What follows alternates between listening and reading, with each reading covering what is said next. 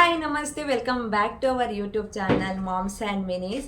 So ಇವತ್ತು ನಾನು daily vlog ಮಾಡ್ತಾ ಇದ್ದೀನಿ. ಇವಾಗ ಮಧ್ಯಾಹ್ನ 2:30 ಆಗ್ತಾ ಇದೆ. 3 ಗಂಟೆಗೆ ಅಜ್ವಿನ್ ಬರ್ತಾನೆ. ಅಷ್ಟರೊಳಗಡೆ ಸ್ವಲ್ಪ ಸಣ್ಣ ಪುಟ್ಟ ಕೆಲಸ ಇತ್ತು, ಹೊರಗಡೆ ಹೋಗಿ ಬರೋಣ ಅಂತ ಹೇಳಿ ಇವಳನ್ನ ಇವಾಗ ಹೊರಗಡೆ ಕರ್ಕೊಂಡು ಹೋಗ್ತಾ ಇದ್ದೀನಿ. ಸೊ ಇನ್ನು ಹೊರಗಡೆ ಹೋಗಿದ್ದರಂತೂ ಮುಗ್ದೆ ಹೋಯಿತು. ಸೊ ಮಕ್ಳಿಗೆ ಏನು ಗೊತ್ತಾ, ಅವಾಗವಾಗ ಹೊರಗಡೆ ಕರ್ಕೊಂಡು ಹೋದಾಗ ಎಷ್ಟು ಖುಷಿ ಆಗುತ್ತೆ ಅಂತ ಹೇಳಿದರೆ, ನಾನು ಆಲ್ಮೋಸ್ಟ್ ಆಗಿ ಸ್ಯಾಟರ್ಡೆ ಸಂಡೇ ಎಲ್ಲಿಗಾದರೂ ಹೀಗೆ ನಾರ್ಮಲಿ ಶಾಪಿಗೆಲ್ಲ ಕರ್ಕೊಂಡು ಹೋಗ್ತೀನಿ. ಅದು ಬಿಟ್ಟು ಮತ್ತೆ ಎಲ್ಲಿ ಹೋಗೋದಿಲ್ಲ ನಾವು. ಸೊ ಇವತ್ತು ಹೋಗಿ ಪೆಟ್ರೋಲ್ ಹಾಕಿಸ್ಕೊಂಡು ಶೆಲ್ ತೆಗೆದುಕೊಂಡು, ಸೊ ನನಗೊಂದು ಇಯರಿಂಗ್ಸ್ ಬೇಕಿತ್ತು. ರೀಸನ್ ಹೇಳ್ಬಿಡ್ತೀನಿ. ಸೊ ಇಯರಿಂಗ್ಸ್ ಯಾಕೆ ಅಂತ ಹೇಳಿದರೆ, ನಾನು ಮೊದಲೆಲ್ಲ ತುಂಬಾ ಆರ್ಟಿಫಿಷಿಯಲ್ ಇಯರಿಂಗ್ಸ್ ಹಾಕ್ಕೊಳ್ತಾ ಇದ್ದೀನಿ. ಮದುವೆ ಆದಮೇಲೆ ಈ ಕೆಲಸದ ನಡುವೆ ಆದರೆ ಇಂಟ್ರೆಸ್ಟ್ ಇರ್ತಾ ಇಲ್ಲ, ಮನೆಯಲ್ಲೇ ಇರ್ತೀನಲ್ವಾ, ಇಯರಿಂಗ್ಸ್ ಯಾಕೆ ಅಂತ ಅನ್ನಿಸ್ತಾ ಇತ್ತು. ಸೊ ಇವತ್ತು ಹಾಕ್ಕೊಳ್ಳೋಣ ಅಂತ ಅಂದ್ಕೊಂಡು, ಯಾಕೆ ಹಾಕ್ಕೊಳ್ತಿದ್ದೀನಿ ಅಂತ ಹೇಳಿದರೆ, ನಾಡಿದ್ದು ನನಗೆ ಎಕ್ಸಾಮ್ ಇತ್ತು, ಭರತನಾಟ್ಯದ್ದು ಎಕ್ಸಾಮ್ ಇತ್ತು, ಸೆಕೆಂಡ್ ಲೆವೆಲಿದು. ಆವಾಗ ನಮಗೆ ಇಯರಿಂಗ್ಸ್ ಬೇಕಾಗತ್ತೆ. ಸೊ ಹಾಗಾಗಿ 1 ನಿಮಿಷ ಬಾಬು, ಹಾಗಾಗಿ ಅದನ್ನು ತೆಗೆದುಕೊಂಡು ಬರೋಣ, ನಾಡ್ದಿಗೂ ಯೂಸ್ ಆಗುತ್ತೆ ಅಂತ ಹೇಳಿ. ಸೊ ತುಂಬ ದಿನದಿಂದ ನನ್ನ ಹತ್ರ ತುಂಬಾ ಆರ್ಟಿಫಿಷಿಯಲ್ ಇಯರಿಂಗ್ಸ್ ಕೂಡ ಇತ್ತು. ಬಟ್ ಏನಾದರೂ ಬೇಕಂತ 1 ನಿಮಿಷ ನಾನು ಹೇಳುವಾಗ ಸುಮ್ಮನೆ ಪ್ಲೀಸ್. ಸೊ ಇವಾಗ ನಾನು ಅದನ್ನು ತೆಗೆದುಕೊಂಡು ಬರೋಣ. ನಮಗೇನಾದರೂ ಒಂದು ಬೇಕಾದರೆ ಹೊಸದಾಗಿ ತೆಗೆದುಕೊಳ್ಳೋದ್ರಲ್ಲಿ ಖುಷಿ ಇನ್ನೊಂದಿಲ್ಲ. ಸೊ ಹಾಗಾಗಿ ಸಿಕ್ಕಿದ್ರೆ ತೆಗೆದುಕೊಂಡು ಬರೋಣ ಅಂತ ಇದ್ದೇನೆ. ಸೊ ಬನ್ನಿ ಇವಾಗ ಹೊರಗಡೆ ಹೋಗೋಣ. ಇನ್ನು ಅರ್ಧ ಗಂಟೆ ಮಾತ್ರ ಟೈಮ್ ಇರೋದು. ಪೆಟ್ರೋಲ್ ಹಾಕಿಸ್ಕೊಂಡು ಶೆಲ್ ತೆಗೆದುಕೊಂಡು ಸೊ ಇಷ್ಟು ನೆನಪಿದೆ. ನೋಡುವ ಅರ್ಧ ಗಂಟೆಯಲ್ಲಿ ಎಷ್ಟೆಲ್ಲ ಕೆಲಸ ಆಗುತ್ತೆ ಅಂತ ಹೇಳಿ. ನಿಮಗೆ ಮತ್ತೆ ಸಿಗ್ತೀನಿ, ಆಯಿತಾ? ಬಾಯ್ ಬಾಯ್. ಸೊ ಇದ್ರದ್ದೇ ಶೆಲ್ ಹೋಗಿರೋದು.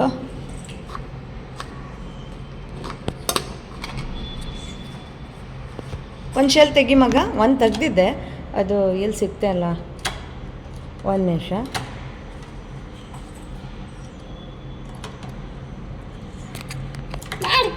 ಕೆಳ ಬಿತ್ತು ನೋಡಿ ಮಗ. ಸೊ ಡೋರ್ ಹಾಕಿ ಬರ್ತೇನೆ.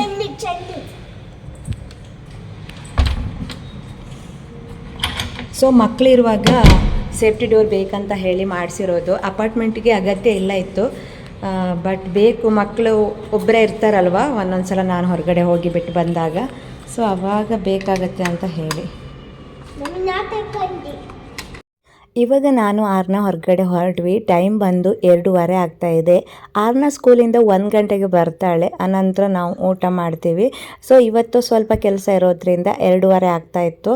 ಹಾಗೆ ಹೊರಗಡೆ ಹೋಗಿ ಅದ್ವಿನ್ ಕೂಡ ಅಲ್ಲೇ ಕರ್ಕೊಂಡು ಬರೋಣ ಅಂತ ಹೇಳಿ ಅಂದ್ಕೊಂಡ್ವಿ. ಸೊ ಹಾಗೆ ಹೋಗಬೇಕಾದ್ರೆ ಈ ನರ್ಸರಿ ನೋಡಿದ್ವಿ. ಅಲ್ಲೇನಾದರೂ ಇಂಡೋರ್ ಪ್ಲ್ಯಾಂಟ್ ಚೆನ್ನಾಗಿರೋದು ಇದೆಯಾ ಅಂತ ಹೇಳಿ ನೋಡೋಣ ಅಂತ ಹೊರಟ್ವಿ. ಹಾಗೆ ನರ್ಸರಿ ನೋಡಿದರೆ ಒಮ್ಮೆ ಮನಸ್ಸಾಗ್ಬಿಡುತ್ತೆ. ಅಲ್ಲಿರುವಂತಹ ಪ್ಲ್ಯಾಂಟ್ಸ್ ಎಲ್ಲ ನೋಡಿದರೆ ನನಗೆ ಇಂಡೋರ್ ಪ್ಲ್ಯಾಂಟ್, ಔಟ್ಡೋರ್ ಪ್ಲ್ಯಾಂಟ್ ಅಂದ್ರೇ ತುಂಬ ಇಷ್ಟ. ಈ ನಡುವೆ ಇಂಡೋರ್ ಪ್ಲ್ಯಾಂಟ್ ತುಂಬಾ ಇಷ್ಟ ಆಗ್ತಾಯಿದೆ. ಯಾಕಂದರೆ ಔಟ್ಡೋರ್ಗೆ ಇಷ್ಟ ಆದರೂ ಕೂಡ ನಮ್ಮ ಮನೆಯಲ್ಲಿ ಬಾಲ್ಕನಿಯಲ್ಲಿ ಜಾಗ ತುಂಬಾ ಕಡಿಮೆ ಇತ್ತು. ಸೊ ಅಲ್ಲಿಂದ ಯಾವುದೇ ಗಿಡ ತೆಗೆದುಕೊಂಡು ಬಂದಿರಲಿಲ್ಲ, ಯಾಕಂದರೆ ಚೆನ್ನಾಗಿರಲಿಲ್ಲ ಅಷ್ಟೊಂದೇನು. ನನಗೆ ಇಷ್ಟವಾಗಿರೋದು ಯಾವುದೂ ಇರಲಿಲ್ಲ. ಸೊ ಹಾಗೆ ಇವಾಗ ಅಲ್ಲಿಂದ ನನಗೆ ಏನೆಲ್ಲ ಬೇಕು ಅದನ್ನು ತೆಗೆದುಕೊಂಡು ಅದ್ವಿನ್ ಕೂಡ ಬರೋ ಟೈಮ್ ಆಯಿತು. ಪರ್ಫೆಕ್ಟ್ ಟೈಮ್ಗೆ ನಾವು ಬಂದು ರೀಚ್ ಆದ್ವಿ. ಸೊ ಇವಾಗ ಅದ್ವಿನ್ನ ಎಕ್ಸಾಮ್ ಕೂಡ ಇತ್ತಲ್ವ. ಸೊ ಅವನು ಬಂದ ತಕ್ಷಣ ಎಕ್ಸಾಮ್ ಹೇಗಾಯಿತು ಅದನ್ನೆಲ್ಲ ಕೇಳಿಕೊಂಡು ಮನೆಗೆ ಬಂದ್ವಿ.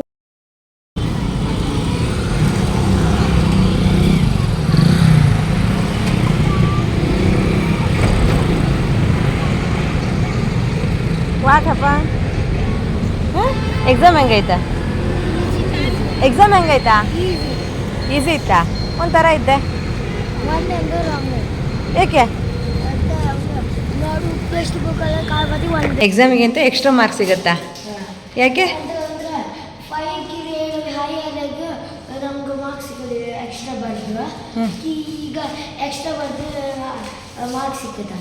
ಹೌದಾ? ಅದ್ವಿನ್ ಹೇಳೋದ ತುಂಬ ಸೆಂಟೆನ್ಸ್ ಬರೋದಕ್ಕೆ ಅವನಿಗೆ ಜಾಸ್ತಿ ಮಾರ್ಕ್ಸ್ ಸಿಗತ್ತಂತೆ. ನೀವೇ ಹೇಳಿ ಫ್ರೆಂಡ್ಸ್, ಸಿಗುತ್ತಾ? ತಡ, ಅವ್ನು ಶೆಲ್ ಆಗ್ತಿದ್ದ. 1 ನಿಮಿಷ ತಡ.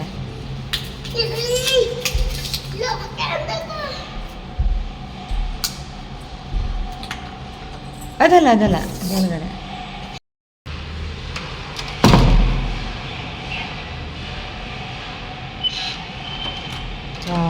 ನೈಸ್. ಇನ್ನು ಮನೆಗೆ ಬಂದ ಮೇಲೆ ನಾನು ತಂದಿರುವಂತಹ ಇಯರಿಂಗ್ಸ್ ಹೇಗೆಲ್ಲ ಇದೆ ಅಂತ ನೋಡ್ತಾ ಇದ್ದೀನಿ. ಯಾಕಂದರೆ ನಾನು ಏನಾದರೂ ತಂದರೆ ಅದೇ ತಕ್ಷಣ ಹಾಕಿ ನೋಡಬೇಕು, ಇದು ನನ್ನ ಹವ್ಯಾಸ. ಸೊ ಹಾಗೆ ನಾನು ಇಲ್ಲಿ ತುಂಬಾ ಇಯರಿಂಗ್ಸ್ ತೆಗೆದುಕೊಂಡೆ. ರೀಸನ್ ಬಂದು ನನಗೆ ಈ ರೀತಿ ಇಯರಿಂಗ್ಸ್ ಎಲ್ಲ ತುಂಬಾ ಇಷ್ಟ. ಇವಾಗಂತೂ ಒಂದು ರೀಸನ್ ಸಿಕ್ಬಿಡ್ತು, ಯಾಕಂದರೆ ಈ ಭರತನಾಟ್ಯ ಕ್ಲಾಸಲ್ಲಿ ಈ ರೀತಿ ಇಯರಿಂಗ್ಸನ್ನು ಹಾಕ್ಲಿಕ್ಕೆ ಹೇಳ್ತಾರೆ. ಸೊ ಹಾಗಾಗಿ ನಾನು ತೆಗೆದುಕೊಳ್ಳುವ ಅಂತ ಹೇಳಿ ತೆಗೆದುಕೊಂಡೆ. ಸಿಂಪಲ್ಲಾಗಿ ಚೆನ್ನಾಗಿತ್ತು. ನಾನು ಕೊಟ್ಟಿರುವಂಥ ಹಣಕ್ಕೆ ವರ್ತ್ ಅಂತ ಅನ್ನಿಸಿತ್ತು. ಒಂದು ಪೀಸ್ಗೆ ಅದು 30 ರುಪೀಸ್ ಇತ್ತು. ಸೊ ಇದು ಬಂದು ಸ್ವಲ್ಪ ಚೇಂಜಸ್ ಇತ್ತು. ನಾನು ಜಾಸ್ತಿಯಾಗಿ ರಿಂಗನ್ನು ಹಾಕ್ತೀನಿ, ಯಾಕಂದರೆ ನನಗೆ ಈ ಥ್ರೆಡ್ ಇರೋದು ಜಾಸ್ತಿ ಟೈಮ್ ಹಾಕಿದರೆ ಕಿವಿಯಲ್ಲಿ ನೋವು ಸ್ಟಾರ್ಟ್ ಆಗುತ್ತೆ. ಸೊ ಹಾಗಾಗಿ ನಾನು ಗೋಲ್ಡ್ ಕೂಡ ರಿಂಗಲ್ಲೇ ತೆಗೆದುಕೊಂಡಿದ್ದೀನಿ, ಒಂದು ಗ್ರ್ಯಾಂಡ್ ಆಗಿರೋದು, ಒಂದು ಸಿಂಪಲ್ ಡೈಲಿ ಯೂಸ್ ಮಾಡಲಿಕ್ಕೆ. ಸೊ ಹಾಗೆ ನಾನು ಕಂಫರ್ಟನ್ನು ಖಾಲಿಯಾಗಿತ್ತು ತೆಗೆದುಕೊಂಡೆ. ಅದನ್ನು ನಿಮ್ಮ ಜೊತೆ ಶೇರ್ ಮಾಡಲೇಬೇಕು. ನಾನು ವೀಕ್ಲಿ ಒನ್ಸ್ ಕಂಫರ್ಟನ್ನು ಏನಕ್ಕೆಲ್ಲ ಯೂಸ್ ಮಾಡ್ತೀನಿ ಅಂತ ಹೇಳಿ ಅದನ್ನು ನಾನು ಸಪ್ರೇಟಾಗಿ ನಿಮ್ಮ ಜೊತೆ ಶೇರ್ ಮಾಡ್ತೀನಿ. ಆಗಲೇ ಟೈಮ್ ಆಗ್ತಾ ಬಂತು ಈವ್ನಿಂಗು. ಸೊ ಹಾಗಾಗಿ ನಾನು ಅಡುಗೆ ಮಾಡ್ತಾ ಇದ್ದೀನಿ. ಹೂಕೋಸು ಇತ್ತು, ಅದರ ಪಲ್ಯ ಮಾಡಿದೆ. ಹಾಗೆ ಬೀನ್ಸ್ ಕೂಡ ಇತ್ತು, ಅದರ ಸಾಂಬಾರು ಕೂಡ ಮಾಡಿದ್ದಾಯಿತು. ಸೊ ನಾರ್ಮಲಾಗಿ ಈ ರೀತಿ ಸಾಂಬಾರು ಪಲ್ಯ ನಮ್ಮ ಮನೇಲಿ ಇದ್ದೇ ಇರುತ್ತೆ. ಯಾಕಂದರೆ ನಮ್ಮ ಮನೆಯಲ್ಲಿ ಜಾಸ್ತಿ ಅಂದರೆ 100ಗೆ 99% ನಾವು ವೆಜಿಟೇರಿಯನ್ ಮಾಡ್ತೀವಿ. ಯಾಕಂದರೆ ಹಸ್ಬೆಂಡ್ ಪ್ಯೂರ್ ವೆಜಿಟೇರಿಯನು. ಸೊ ಹಾಗಾಗಿ ಇನ್ನು ಇವತ್ತು ವೆಡ್ನೆಸ್ಡೇ ಆಗಿತ್ತು. ನಮ್ಮ ಮನೆ ಹತ್ತಿರ ಮಾರ್ಕೆಟ್ ಕೂಡ ಇತ್ತು. ಸೊ ಅಲ್ಲಿಗೆ ಕೂಡ ಹೋಗೋಣ ಅಂತ ಹೇಳಿ, ಮನೆಯಲ್ಲಿ ಸೊಪ್ಪುಗಳು ಇರಲಿಲ್ಲ, ಅಂದರೆ ಸೊಪ್ಪುಗಳನ್ನು ನಾವು ಜಾಸ್ತಿಯಾಗಿ ಯೂಸ್ ಮಾಡ್ತೀವಿ. ಇನ್ನು ಮಾರ್ಕೆಟ್ಗೆ ಹೋದರೆ ಫ್ರೆಶ್ ಆಗಿರುವಂಥ ಸೊಪ್ಪುಗಳು ಸಿಗುತ್ತೆ. ಸೊ ಹಾಗಾಗಿ ನಾನು ಅದ್ವಿನ್ ಮತ್ತು ಆರ್ನ 3 ಜನ ಹೊರಟ್ವಿ. ಹಸ್ಬೆಂಡ್ ಕೂಡ ವಾಕಿಂಗ್ ಹೋಗಿದ್ರು. ಇನ್ನು ಇಲ್ಲಿ ಮಾರ್ಕೆಟ್ಗೆ ಬಂದರೆ ಅಲ್ಲಿ ತುಂಬಾ ಫ್ರೆಶ್ ಆಗಿರುವಂಥ ತರಕಾರಿ ಸಿಗುತ್ತೆ, ಬಟ್ ಅಲ್ಲಿ ತುಂಬಾ ಕಾಸ್ಟ್ಲಿ ಇರುತ್ತೆ. ಯಾಕಂದರೆ ನಮ್ಮ ಮನೆಯಲ್ಲಿ ವೀಕ್ಲಿ ಒನ್ಸು ಹಸ್ಬೆಂಡ್ ತೆಗೆದುಕೊಂಡು ಬರ್ತಾರೆ. ನಮಗೆ ಅದರದ್ದು ರೇಟೆಲ್ಲ ಅಷ್ಟೊಂದೇನು ಗೊತ್ತಾಗೋದಿಲ್ಲ. ಇನ್ನು ಬಂದು ನಾನಿಲ್ಲಿ ಆಂಧ್ರ ಸ್ಟೈಲಲ್ಲಿ ಯೂಸ್ ಮಾಡುವಂಥ ಒಂದು ಫೇಮಸ್ ಸೊಪ್ಪಿತ್ತು, ಅಂದರೆ ಪುಂಡಿ ಸೊಪ್ಪು ಅಂತ ಹೇಳಿ ಮಾರ್ಕೆಟಲ್ಲಿ ಸಿಗುತ್ತೆ ಅಂತ ಕೇಳ್ಪಟ್ಟೆ. ಅದನ್ನು ತೆಗೆದುಕೊಂಡು ಹೋಗೋಣ ಅಂತ ಹೇಳಿ ಮೊದಲಿಗೆ ಅದನ್ನು ತೆಗೆದುಕೊಂಡೆ. ತುಂಬಾ ಫ್ರೆಶ್ ಆಗಿರುವಂಥದ್ದು ಸಿಕ್ಕಿದ್ದು. ಯಾಕಂದರೆ ನಮ್ಮ ಪಕ್ಕದ ಮನೆಯವರು ಆಂಧ್ರದವರು ಇದ್ದರು, ಅವರು ಕೂಡ ಅದನ್ನು ಜಾಸ್ತಿಯಾಗಿ ಯೂಸ್ ಮಾಡ್ತಾರೆ, ಚೆನ್ನಾಗಿದೆ ಅಂತ ಹೇಳ್ತಾರೆ. ಸೊ ಹಾಗಾಗಿ ನೋಡೋಣ ಅಂತ ಹೇಳಿ ಇವಿಷ್ಟು ಸೊಪ್ಪುಗಳನ್ನು ತೆಗೆದುಕೊಂಡು ಬಂದೆ. ಆಗಲೇ ರಾತ್ರಿ 8:30 ಆಗಿತ್ತು. ಊಟ ಎಲ್ಲ ಆದಮೇಲೆ ಸೊಪ್ಪುಗಳನ್ನೆಲ್ಲ ನಾನು ಈ ರೀತಿ ಪೇಪರಲ್ಲಿ ಪ್ಯಾಕ್ ಮಾಡಿ ಇಡ್ತೀನಿ. ಈ ವಿಡಿಯೋ ಕೂಡ ನಿಮ್ಮ ಜೊತೆ ನಾನು ನೆಕ್ಸ್ಟ್ ಶೇರ್ ಮಾಡ್ತೀನಿ. Hi, good morning, welcome back. So ನಿನ್ನಿನ ವ್ಲಾಗನ್ನು ಕಂಟಿನ್ಯೂ ಮಾಡಲಿಕ್ಕೆ ಆಗಲೇ ಇಲ್ಲ. ಸೊ ಹಾಗೆ ಬೆಳಿಗ್ಗೆ ವ್ಲಾಗ್ ಮಾಡೋಣ ಅಂತ ಅಂದ್ಕೊಂಡೆ, ಬಟ್ ಏನಾಯಿತು ಅಂತ ಹೇಳಿದರೆ ಸ್ವಲ್ಪ ಬೇರೆ ಕೆಲಸದಲ್ಲಿ ಬ್ಯುಸಿ ಆಗಿಬಿಟ್ಟೆ. ಮುಂದೆ ಗೊತ್ತಾಗುತ್ತೆ ನಾನು ಏನೆಲ್ಲ ಕೆಲಸ ಮಾಡ್ತೀನಿ ಅಂತ ಹೇಳಿ. ಸೊ ಹಾಗೆ ನಿನ್ನಿನ ವ್ಲಾಗನ್ನು ಕಂಟಿನ್ಯೂ ಮಾಡಬೇಕಾಗಿತ್ತು. ನಿನ್ನೆ ಅಷ್ಟೇ ನಾನು ಮಾರ್ಕೆಟಿಗೆ ಹೋಗಿ ಕೆಲವೊಂದು ಸೊಪ್ಪುಗಳನ್ನು ತೆಗೆದುಕೊಂಡು ಬಂದಿದ್ದೀನಿ. ಸೊ ಇವಾಗ ಅದನ್ನು ನಿನ್ನೆ ನೈಟೇ ನಾನು ಅದನ್ನೆಲ್ಲ ಕ್ಲೀನ್ ಮಾಡಿ ಇಟ್ಟಿದ್ದೆ. ಯಾಕಂದರೆ ಸೊಪ್ಪುಗಳನ್ನು ಫ್ರೆಶ್ ಆಗಿರುವಾಗಲೇ ಕ್ಲೀನ್ ಮಾಡ್ಕೋಬೇಕು.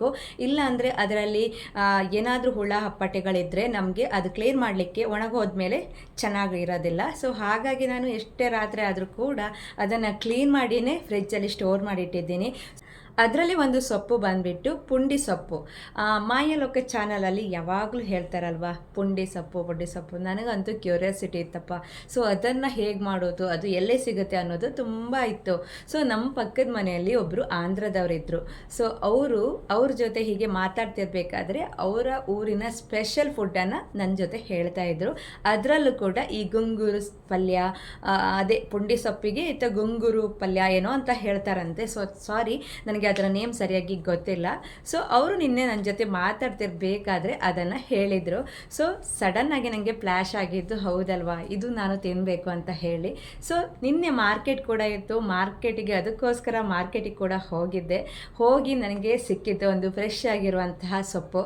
ಸೊ ಇವತ್ತು ನಾನು ಆ ಸೊಪ್ಪಿನಿಂದ ಚಟ್ನಿ ಮಾಡೋಣ ಅಂತ ಹೇಳಿ ಸೊ ಯೂಟ್ಯೂಬಲ್ಲಿ ನೋಡ್ತಾ ಇದ್ದೆ ಅದರ ಚಟ್ನಿ ಹೇಗೆ ಮಾಡೋದು ಅಂತ ಹೇಳಿ. ಆಮೇಲೆ ಗೊತ್ತಾಯಿತು, ನಾವು ಔಟೆಕಾಯಿ ಪಲ್ಯ ಮಾಡ್ತೀವಲ್ಲ ಅದರ ಪಲ್ಯ ಎಷ್ಟು ಟೇಸ್ಟಿಯಾಗಿರುತ್ತೆ. ಈ ಸೊಪ್ಪು ಕೂಡ ಹಾಗೆ ಔಟೆಕಾಯಿ ಅಷ್ಟೇ ಹುಳಿಯಾಗಿತ್ತು. ಸೊ ಅದೇ ರೀತಿಯಾಗಿ ಇದನ್ನು ಪಲ್ಯ ಮಾಡೋದು. ಸೊ ಇದರ ಪಲ್ಯ ಮಾಡಿದರೆ ನಾವು ಇದನ್ನು 15 ಡೇಸ್ ಸ್ಟೋರ್ ಮಾಡಿ ಕೂಡ ಇಡ್ಲಿಕ್ಕಾಗತ್ತೆ. ಮಕ್ಕಳಿಗಂತೂ ತುಂಬ ಇಷ್ಟ ಆಗಿಬಿಡುತ್ತೆ. ಯಾಕೆ ಹೇಳಿ, ಅದರಲ್ಲಿ ಹುಳಿ ಇರುತ್ತೆ. ಸೊ ಹಾಗಾಗಿ ನಾನಿವತ್ತು ಅದರ ಪಲ್ಯನ ಮಾಡೋಣ ಅಂತ ಹೊರಟಿದ್ದೀನಿ. ಕ್ವಿಕ್ಕಾಗಿ ನಿಮ್ಮ ಜೊತೆ ಕೂಡ ಅದನ್ನು ಹೇಗೆ ಮಾಡೋದು ಅನ್ನೋದನ್ನು ಶೇರ್ ಮಾಡಿ ಇವತ್ತಿನ ಈ ಬ್ಲಾಗನ್ನು ಇಲ್ಲಿಗೆ ಎಂಡ್ ಮಾಡ್ತೀನಿ. ಯಾಕಂದರೆ ಮಧ್ಯಾಹ್ನದ ಮೇಲೆ ಅದ್ವಿನ್ಗೆ ನಾಳೆ ಲಾಸ್ಟ್ ಎಕ್ಸಾಮ್ ಇತ್ತು, ಅದರ ಸ್ವಲ್ಪ ಪ್ರಿಪ್ರೇಷನ್ ಇತ್ತು, ಟೈಮೇ ಸಿಗೋದಿಲ್ಲ. ಸೊ ನನ್ನ ವಿಡಿಯೋ ನೋಡ್ತಿದ್ರೆ ನಿಮಗೆ ಗೊತ್ತಾಗುತ್ತೆ ನಾನು ಎಷ್ಟು ಬ್ಯುಸಿಯಾಗಿರ್ತೀನಿ ಅಂತ ಹೇಳಿ. ಆದರೂ ಕೂಡ ನಿಮ್ಮ ಜೊತೆ ನನ್ನ ಬ್ಲಾಗನ್ನು ಶೇರ್ ಮಾಡ್ತೀನಿ. ಇದು ನನ್ನ ಒಂದು ಪ್ಯಾಷನ್.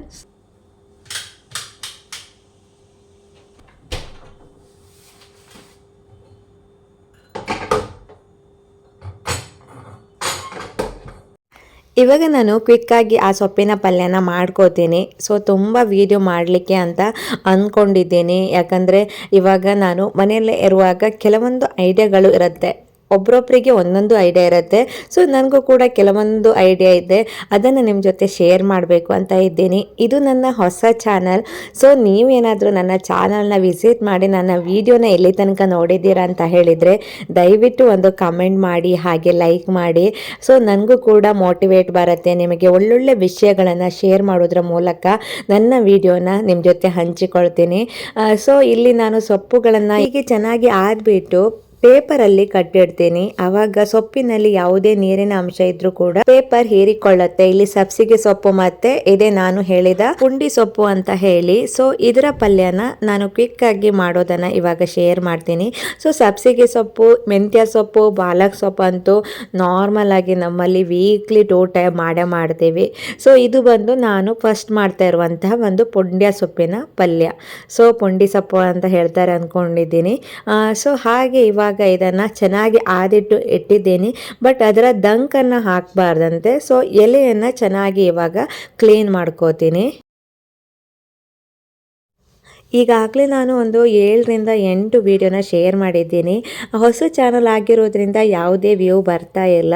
ಸೊ ವ್ಯೂ ಬಂದರೆ ಯಾವ ರೀತಿಯಾಗಿ ನನ್ನ ವಿಡಿಯೋ ಹೋಗುತ್ತೆ ಅನ್ನೋದು ಸ್ವಲ್ಪ ಅರ್ಥ ಆಗ್ತಿತ್ತೇನೋ ಗೊತ್ತಿಲ್ಲ. ಯಾವಾಗ ನನ್ನ ವಿಡಿಯೋ ವೈರಲ್ ಆಗುತ್ತೆ, ವ್ಯೂ ಬರುತ್ತೆ ಕಾಯ್ತೀನಿ. ಸ್ವಲ್ಪ ಟೈಮ್ ನಾನು ರೆಗ್ಯುಲರ್ ವ್ಲಾಗನ್ನು ಕೂಡ ನಿಮ್ಮ ಜೊತೆ ಶೇರ್ ಮಾಡ್ತೀನಿ. ಇನ್ನು ನೆಕ್ಸ್ಟ್ ಒಂದು 2 ವೀಡಿಯೋ ಆದಮೇಲೆ ನಮ್ಮ ಮನೆಗೆ ಒಬ್ಬರು ಗೆಸ್ಟ್ ಕೂಡ ಬರ್ತಾರೆ. ಸೊ ಅವ್ರ ಜೊತೆ ನಾನು ದಿನನಿತ್ಯ ವೀಡಿಯೋ ಮಾಡಬೇಕು ಅಂತ ಇದ್ದೀನಿ. ಸೊ ತುಂಬಾ ಹೊಸದಾಗಿ ಏನಾದರೂ ನಿಮ್ಮ ಜೊತೆ ಶೇರ್ ಮಾಡೋಣ ಅಂತ ಅಂದ್ಕೊಂಡಿದ್ದೀನಿ. ಹಾಗಾಗಿ ನನ್ನ ಚಾನಲ್ನ ನೀವು ಸಬ್ಸ್ಕ್ರೈಬ್ ಮಾಡ್ಕೊಳ್ಳಿ. ಇಷ್ಟ ಆದರೆ ನೆಕ್ಸ್ಟ್ ನೀವು ಕಂಟಿನ್ಯೂ ಆಗಿ ನೋಡ್ಬೋದು, ಇಲ್ಲಾಂದರೆ ಅನ್ಸಬ್ಸ್ಕ್ರೈಬರ್ ಕೂಡ ಮಾಡ್ಕೋಬೋದು. ಹಾಗೆ ನಾನು ಇವಾಗ ಸೊಪ್ಪನ್ನು ಈ ರೀತಿಯಾಗಿ ಆದ್ಕೊಂಡಿದ್ದೀನಿ. ಚೆನ್ನಾಗಿ ಅದನ್ನು ವಾಶ್ ಮಾಡಿ ಕಟ್ ಕೂಡ ಮಾಡ್ಕೋತೀನಿ. ಹಾಗೆ ನಾನಿಲ್ಲಿ ಒಂದು ಕಡಾಯಿಯನ್ನು ಇಟ್ಟು ಕಡಾಯಿ ಬಿಸಿ ಆದಮೇಲೆ ಅದಕ್ಕೆ ಸ್ವಲ್ಪ ಎಣ್ಣೆಯನ್ನು ಹಾಕಿದೆ. ಇದರಲ್ಲಿ ನಾನು ಚಟ್ನಿ ಮಾಡ್ತಾ ಇರೋದ್ರಿಂದ ನಾನಿಲ್ಲಿ ಒಣಮೆಣಸನ್ನು ಹಾಕಿ ಅದನ್ನು ಮೊದಲಿಗೆ ಫ್ರೈ ಮಾಡ್ಕೋತಾ ಇದ್ದೀನಿ. ಈ ಚಟ್ನಿ ಬಂದು 1 ವಾರ ಅಥವಾ 15 ದಿನ ಕೂಡ ಸ್ಟೋರ್ ಮಾಡಿ ಇಟ್ಟು ತಿನ್ಬಹುದು. ಸೊ ಪಲ್ಯ ಕೂಡ, ಸಾಂಬಾರ್ಗೂ ಕೂಡ ಮಿಡಲಲ್ಲಿ ನಾವು ಯಾವುದೇ ಸಾಂಬಾರು ಮಾಡಿದರೂ ಕೂಡ ಈ ಸೊಪ್ಪನ್ನು ಬಳಸ್ಬೋದಂತೆ. ನಾನು ಈ ಸೊಪ್ಪಲ್ಲಿ ಚಟ್ನಿ ಮಾಡಿ ನಾವು ಯಾವಾಗಲೂ ಬ್ಯುಸಿ ಇರ್ತೀವಿ, ಏನಾದರೂ ಒಂದು ಕೆಲಸದಲ್ಲಿ ಇರ್ತೀವಿ, ಆವಾಗ ಈ ಚಟ್ನಿ ಹಾಕ್ಕೊಂಡು ಊಟ ಮಾಡಲಿಕ್ಕೆ ಈಸಿ ಆಗುತ್ತೆ. ಸೊ ಹಾಗೆ ನಾನು ಇವಾಗ ಒಣಮೆಣಸನ್ನು ಹುರಿದಾಯಿತು. ಹಾಗೆ ಅದಕ್ಕೆ ಸ್ವಲ್ಪ ಕೊತ್ತಂಬರಿ ಬೀಜ ಕೂಡ ಹಾಕ್ಕೊಂಡೆ, ಹಾಗೆ ಜೀರಿಗೆ, ಇವಿಷ್ಟನ್ನು ಹಾಕಿದ ಮೇಲೆ ಇದನ್ನು ಚೆನ್ನಾಗಿ ಫ್ರೈ ಮಾಡ್ಕೋಬೇಕು. ಒಣಮೆಣಸನ್ನು ಮೊದಲಿಗೆ ಫ್ರೈ ಮಾಡಿಕೊಂಡು ನಂತರ ಕೊತ್ತಂಬರಿ ಬೀಜ ಮತ್ತು ಜೀರಿಗೆಯನ್ನು ಹಾಕಿ ಫ್ರೈ ಮಾಡ್ಕೋತಾ ಇದ್ದೀನಿ. ಇನ್ನು ನಾನಿಲ್ಲಿ ಬೆಳ್ಳುಳ್ಳಿ ಕೂಡ ತೆಗೆದುಕೊಂಡು ಅದನ್ನು ಚಿಕ್ಕದಾಗಿ ಹಚ್ಚಿ ಹಾಕ್ಕೊಳ್ತಾ ಇದ್ದೀನಿ. ಜೊತೆಗೆ ಈರುಳ್ಳಿ ಕೂಡ, ಇವೆಲ್ಲವನ್ನು ಹಾಕಿ ಒಮ್ಮೆ ಫ್ರೈ ಮಾಡ್ಕೊಳ್ತೀನಿ. ಇವಾಗ ಮಸಾಲೆಗೆ ಏನೆಲ್ಲ ಬೇಕು ರೆಡಿ ಆಗಿದೆ. ಇದು ತಣ್ಣಗಾಗಲು ಬಿಡ್ತೀನಿ. ಜೊತೆಗೆ ಅದೇ ಕಡಾಯಿಗೆ ನಾನು ಆವಾಗಲೇ ಸೊಪ್ಪನ್ನು ಕೂಡ ಫ್ರೈ ಮಾಡ್ಕೋಬೇಕು. ಅದನ್ನು ಚೆನ್ನಾಗಿ ವಾಶ್ ಮಾಡಿ ಇವಾಗ ಬಾಡಿಸ್ಕೊಳ್ತಾ ಇದ್ದೀನಿ.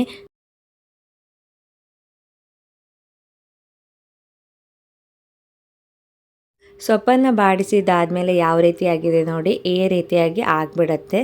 ಸೊ ಇವಾಗ ಈ ಸೊಪ್ಪು ಮತ್ತು ಆ ಮಸಾಲೆ ಎರಡೂ ಕೂಡ ತಣ್ಣಗಾಗಲು ಬಿಟ್ಟು ನಂತರ ಇದನ್ನು ರುಬ್ಕೋಬೇಕು. ಸೊ ಕೊನೆಯದಾಗಿ ಇದಕ್ಕೆ ಒಂದು ಚಿಕ್ಕ ತುಂಡು ಹುಣಸೆ ಹಣ್ಣನ್ನು ಕೂಡ ಹಾಕ್ಕೊಳ್ತಾ ಇದ್ದೀನಿ.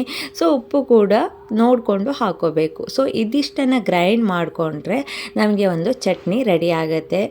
ರುಚಿಯಾಗಿರುತ್ತೆ, ಹೆಲ್ತ್ಗೂ ಕೂಡ ಒಳ್ಳೆಯದು. ಯಾಕಂದರೆ ಸೊಪ್ಪನ್ನು ನಾವು ಜಾಸ್ತಿಯಾಗಿ ತಿನ್ನಬೇಕು. ಈ ರೀತಿಯೆಲ್ಲ ಮಾಡಿ ಇಟ್ಕೊಂಡ್ರೆ ಅಡುಗೆ ಕೂಡ ಈಸಿ ಆಗುತ್ತೆ, ಹಾಗೆ ತಿನ್ನಲಿಕ್ಕೂ ಕೂಡ ಚೆನ್ನಾಗಿರುತ್ತೆ. ಸೊ ಈಸಿಯಾಗಿ ಮಾಡ್ಕೊಳ್ಬಹುದಾದಂತಹ ಚಟ್ನಿ ಇದು ಈ ರೀತಿಯಾಗಿ ಬಂದಿದೆ. ಸೊ ಫ್ರೆಂಡ್ಸ್, ನೋಡಿದ್ರಲ್ಲ, ಇವತ್ತಿನ ಈ ಬ್ಲಾಗ್ ಇಲ್ಲಿಗೆ ಎಂಡ್ ಮಾಡ್ತೀನಿ. ನನ್ನ ಇವತ್ತಿನ ಈ ವಿಡಿಯೋ ನಿಮ್ಗೆ ಏನಾದರೂ ಇಷ್ಟವಾದರೆ ಪ್ಲೀಸ್ ಲೈಕ್ ಮಾಡಿ, ನಿಮ್ಮ ಅನಿಸಿಕೆಯನ್ನು ಕಮೆಂಟ್ ಬಾಕ್ಸಲ್ಲಿ ತಿಳಿಸೋದನ್ನು ಮರಿಬೇಡಿ. ಸೊ ನಾಳಿನ ವಿಡಿಯೋದಲ್ಲಿ ಮತ್ತೆ ಸಿಗೋಣ. ಅಲ್ಲಿ ತನಕ ಎಲ್ರಿಗೂ bye bye. Thank you for watching.